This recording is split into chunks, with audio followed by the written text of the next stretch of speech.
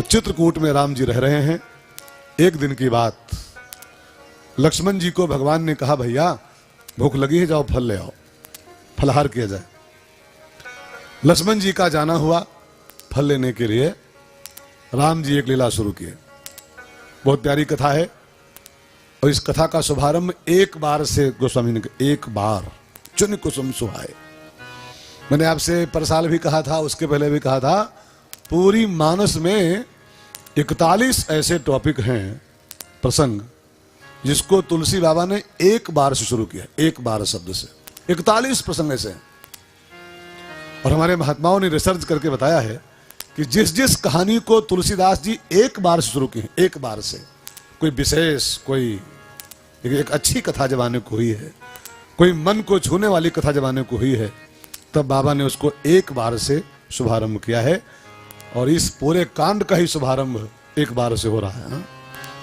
तो कितना प्यारा कांड है, आप जरा सोचिए, जिसका शुभारंभ ही एक बार से हो रहा है। एक बार चुनी कुसुम सुहाए, एक बार चुनी कुसुम सुहाए, निज कर भूषण राम बनाए, निज कर भूषण राम बनाए, सीता ही पहिरा हे प्रभु सादर, सीता ही पहिरा हे प्रभु सादर, बैठे फटिक शिला पर सुंदर, बैठे फटिक शिला पर सुंदर। लक्ष्मण जी गए थे लेने फल फूल।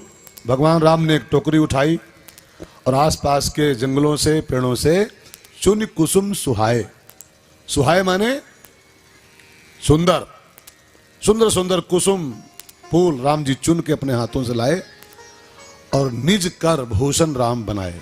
राम जी ने बैठ करके अपने हाथों से उन फूलों के गहने बनाए। भूषण माने गहने, और गहने बना करके सीता ही पहराए। जानकी जी को बैठाल के राम ने उनको पहनाया। अच्छा, अभी तक नहीं पहनाए थे, अब काहे पहनाए? इतने दिन से साथ में हैं, अब तक नहीं पहनाए थे, आज माला पहनाए, क्यों पहनाए? मनो राम जी कहना चाहते हैं, देवी जी, अभी तक की लीला में मैं हीरो था, मैं आगे था, लेकिन अब जो कथा शुरू होगी उसमें मुख्य रोल तुम्हारा आ गया है। अब आगे आगे तुम चलोगी, पीछे पीछे हम चलेंगे। अभी तक मैं आगे था, आगे राम लखन बने पाछे, अब इस कांड से तुम आगे हो जाओगी। अब सीता सीत निशा समाई, तुम लंका पहुंचोगी इसी कांड से, और फिर मेरा मुख्य काम शुरू हो जाएगा। परित्राणाय साधु नाम विनाशाय दुष्कृताम, और विनाशाय तो दुष्कृताम वाला जो काम राम जी का हुआ है, इस काम की अग्रगण्य राम नहीं है, सीता है, सीता है।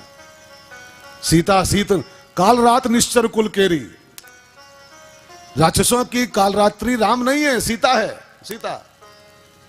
कालरात्रि माने आप समझते हो, समझते हो आप सब लोग, निशाचरों के विनाश की जो कालरात्रि है वो राम नहीं, सीता, सीता। अब चूंकि यहीं से काम शुरू ना निशाचरों का विनाश, तो अब मुख्य रोल जानकी जी का है। अब जिसका मुख्य रोल हो उसको माला पहनाना चाहिए पहले, आ रहा है ना? मुख्य अभिनेता को, जो अगुवाकार वहां से आगे होने वाला है, उसको अब माला मिलना चाहिए। तो सीता ही पहिराए प्रभु सादर, देवी जी अब तुम संभारो, अब हम तुम्हारे पीछे लगेंगे आज के बाद। हाँ? उनको आगे करना है, अब आगे से तो माला पहना लेना। सीता ही पहिराए प्रभु सादर, सीता ही पहिराए प्रभु सादर, फिर बैठे फटिक शिला पर सुंदर, बैठे फटिक शिला पर सुंदर। जानकी जी को राम ने अपने हाथों से निर्मित गहने पहनाए, और चित्रकूट में वहीं पर एक स्फटिक शिला है, आपको मालूम है सबको, जो लोग गए होंगे जानते होंगे, बहुत प्यारी शिला भी वहां पर है, वो उसी पर राम जी बैठे। लेकिन एक और बात यहां जान लो आप लोग, जानकी मैया को प्रभु राम ने जो गहने पहनाए हैं, वो गहने वासना के भाव से नहीं पहना है। अक्सर क्या होता है समाज में, आप अगर चेक करो समाज की, अपनों को ही चेक कर लो। समाज का पुरुष, कोई भी व्यक्ति पुरुष जब अपनी पत्नी को गहना पहनाता है, अपनी पत्नी का श्रृंगार करता है, कोई भी पुरुष हो, कोई पति संसार का हो, चैन वैन लाएगा, जब पाउडर वाउडर लाएगा और जब सेंट वेंट लाएगा बीवी के लिए, कोई भी गहना श्रृंगार करेगा बीवी का, तो अपने छाती पर हाथ धर के चेक करो उसके पीछे पुरुष का भाव क्या होता है। कोई भी पुरुष जब नारी को सजाता है तो उस पुरुष के अंदर वासनात्मक भाव होता है, वासना का भाव होता है। लेकिन राम जी की कथा एक बात सिखाना चाहती है। देखिए, ये भी अपनी पत्नी को श्रृंगार कर रहे हैं, सीता ही पहराए, लेकिन किस भाव से पहनाए हैं? वासना के भाव से नहीं। सीता ही पहराए प्रभु सादर, वासनात्मक भाव से नहीं, आदर के भाव से। ये हमारी देवी है, राक्षसों के विनाश में, धर्म की संस्थापना में ये हमारा मुख्य साथ निभाने वाली देवी है। उसको आदर के भाव से गहने पहनाए प्रभु ने। और फिर दोनों प्राणी उस स्फटिक शिला पर बड़े प्यार से बैठे हैं।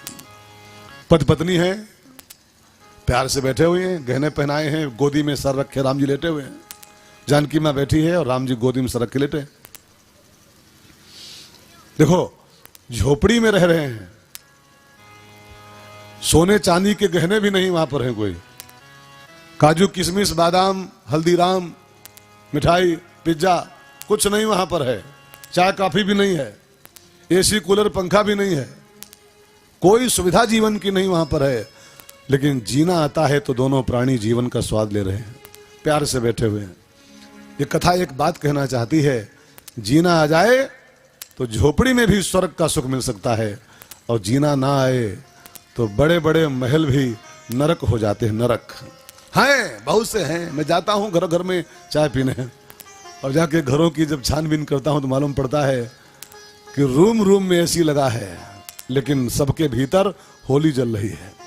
कमरों में एसी है और अंदर छाती के भीतर होली जल रही है। जूता पैजार और जूता पैजार, महाभारत चल रहा है कोठियों के अंदर, बड़ी बड़ी कोठियों के अंदर। जीने की कला ना आए तो कोठी भी नरक हो जाती, जहन्नुम हो जाती है, और जीना आ जाए तो छोटी सी मड़ैया में भी इंसान जीवन का स्वाद ले सकता है। यहां देखो, छोटी सी मड़ैया ही तो केवल है, एसी पंखा यहां कुछ है, सोना चांदी यहां कुछ है, लेकिन जीने की कला है राम जी के पास, तो मड़ैया में बहार है, जीवन का आनंद ले रहे हैं।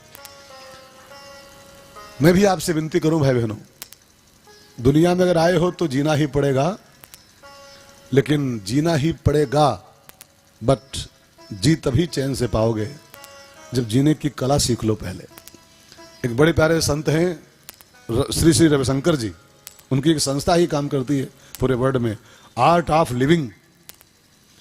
आर्ट ऑफ लिविंग का अर्थ क्या होता है? जीने की कला। पैदा होने का और मरने का नाम जीवन नहीं है कि फला तारीख को बर्थ हुआ और फला तारीख को डेथ हो गई, इसका नाम जीवन नहीं होता है। बहुत लोग पैदा हो रहे हैं, बहुत लोग मर जा रहे हैं दुनिया में, लेकिन जी बहुत कम लोग पा रहे हैं प्यारे, जीवन का स्वाद बहुत कम लोग ले पा रहे हैं। खाली पैदा होना और मरना जीवन नहीं है, आर्ट ऑफ लिविंग, जीना आए, जीना आए। एक बड़ी प्यारी शेर है साहब, मुलाजा फरमाइए। आप लोग खजरा वाले हैं तो थोड़ा सा मुलाजा फरमाएंगे। मरना लगा रहेगा, मरना तो है ही है, जान जानी है, जाएगी एक दिन, और मौत आनी है, आएगी एक दिन। मरना लगा रहेगा, जरा जी तो लीजिए, और इतना भी क्या परहेज, थोड़ी पी तो लीजिए। मरने की बातें नहीं, मरने की जब आएगी मरेंगे यार। जिंदगी एक सफर है सुहाना, यहाँ कल क्या हो किसने जाना।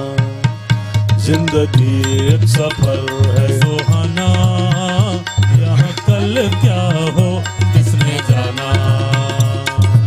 मौत आनी है, आएगी एक दिन, मौत आनी है, आएगी एक दिन। जान जानी है, जाएगी एक दिन, जान जानी है जाएगी एक दिन, ऐसी बातों से क्या घबराना, यहाँ कल क्या हो किसने जाना। जिंदगी एक सफर है सुहाना, यहाँ कल क्या हो किसने जाना। तो जीने की कला आ जाए तो पति पत्नी के बीच मधुरता पनपती है, और जीना ना आए तो फिर एक भाई ने पूछा एक महात्मा से, हस्बैंड माने क्या होता है? तो पति बोला, बेचारा, वो बेचारा पति था, वो बोला हस्बैंड माने होता है जो हंसते हंसते बैंड की तरह बजे, माने हंसता भी रहे और बैंड की तरह पिटता भी रहे। हंसो बैंड, बैंड की तरह पिट और तब भी हंस, तब भी हंस। इसको बोलते हैं हंस बैंड। भाई बहन, एक महात्मा बोल रहे थे कि शादी के बाद पति पत्नी के बीच एक रिश्ता चलता है, बहुत बढ़िया रिश्ता। शादी के बाद एक साल तक पति बोलता है, पत्नी सुनती है। एक साल, ओनली 1 ईयर बस। और दूसरा साल जहां लगता है प्रोग्राम चेंज है। दूसरा साल लगते ही फिर पत्नी बोलना शुरू करती है और भाई साहब यजमान बनके, परिचित बनके उसका श्रवण करते हैं, श्रवण पान कराओ, श्रवण पुट पान। लेकिन दूसरा साल जहां पूरा होता है, तीसरा साल लगते ही फिर दोनों बोलते हैं और मोहल्ला भर सुनता है। अथ श्री महाभारत कथा। जीना ना आए प्यारे तो कुरुक्षेत्र हो जाता है जीवन, कुरुक्षेत्र। अब जीना आ जाए तो झोपड़ी